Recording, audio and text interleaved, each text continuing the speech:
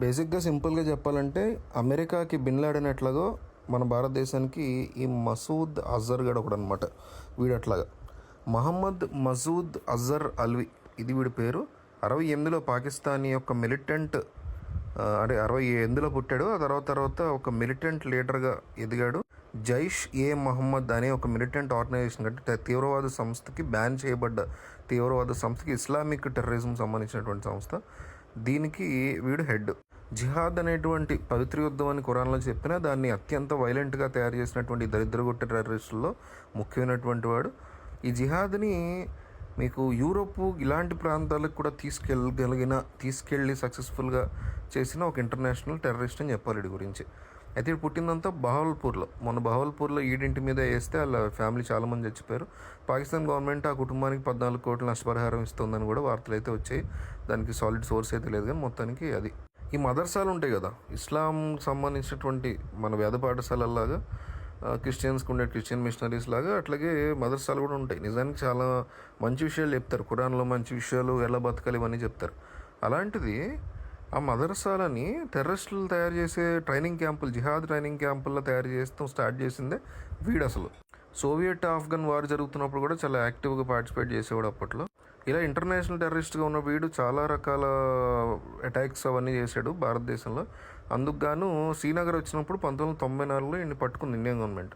పట్టుకుని అరెస్ట్ చేసింది. ఈ కాశ్మీర్ వేర్పాటువాదాలను రెచ్చగొట్టడం, అక్కడ ఉన్న వాళ్ళందరికీ ట్రైనింగ్ ఇప్పించడం, జిహాద్ అనే ఒక హెడ్డింగ్ పెట్టి వాళ్ళందరినీ తీవ్రవాదులు తయారు చేయడం, ఇవన్నీ ఈడి పని.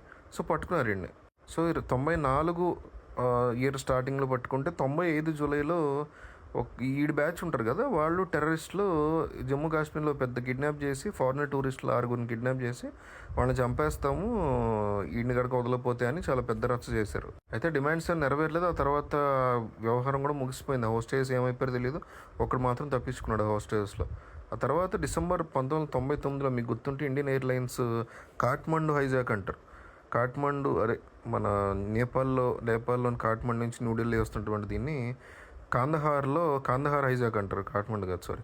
కాందహార్లో అది ల్యాండ్ అయినప్పుడు ఆ ఫ్లైట్ని హైజాక్ చేసి వీడిని రిలీజ్ చేస్తేనే అక్కడ మొత్తం ఫ్లైట్ని వదులుతామని హైజాక్ చేయడంతో ఇండియన్ గవర్నమెంట్ అప్పుడు ఖచ్చితంగా వదిలేయాల్సి వచ్చింది. వదిలేశారు వాడిని.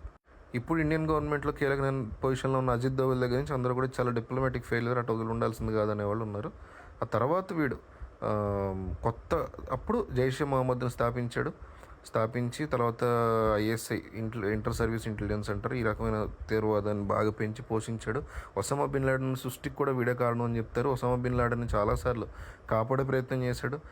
ఆ తర్వాత 99లో తప్పించుకున్న తర్వాత ఇవన్నీ తయారు చేసి 2001లో ఇండియన్ పార్లమెంట్ మీద భారీ అటాక్ని వాళ్ళు ప్లాన్ చేశారు. తర్వాత మీకు గుర్తుంటే 2008లో ముంబై తాజ్ హోటల్ అటాక్ మొత్తం కూడా వీడి కన్సర్న్లో జరిగింది.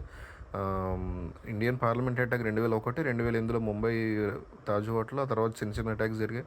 2016లో పఠాన్కోట్ అటాక్, 2019లో పుల్వామా, మొన్న జరిగిన పహల్గామ్లో కూడా వీడి హస్తం ఉంది అనేవాళ్ళు చాలా ఇదిగా ఉన్నారు. అయితే వీడిని పట్టుకోవడం విషయంలో ఫెయిల్ అవుతున్నటువంటి ఇండియన్ గవర్నమెంట్, ఇంటర్నేషనల్ గవర్నమెంట్స్ అన్నీ కూడా ఎప్పటికప్పుడు వాడిని పట్టుకోవడం ఫెయిల్ అవుతూ వచ్చి ఆ దేశం కూడా వాడిని ఒక సందర్భంలో లాహోర్ హైకోర్టు కూడా వాడిని హౌస్ అరెస్ట్ కూడా చేసింది కొన్నాళ్ళు. అంటే పాకిస్తాన్ ప్రభుత్వము, పాకిస్తాన్లోని చాలామంది వ్యక్తుల యొక్క చేతకంతనం అన్నమాట. దేశంలో ఒక టెర్రరిస్ట్ని పెట్టుకుని వాళ్ళు కంట్రోల్ చేసుకోలేకపోవడం వల్ల వచ్చేటువంటి సమస్యలు, టెర్రరిస్టులను పెంచి పోషిస్తుంది పాకిస్తాన్. అంటే కోపం వస్తుంది దరిద్రపు నా కొడుకులకు, కానీ వాళ్ళు చేస్తుంది అది తెల్లారిన దగ్గర నుంచి. సో అది చాలాసార్లు ప్రూవ్ అవుతూ వచ్చింది.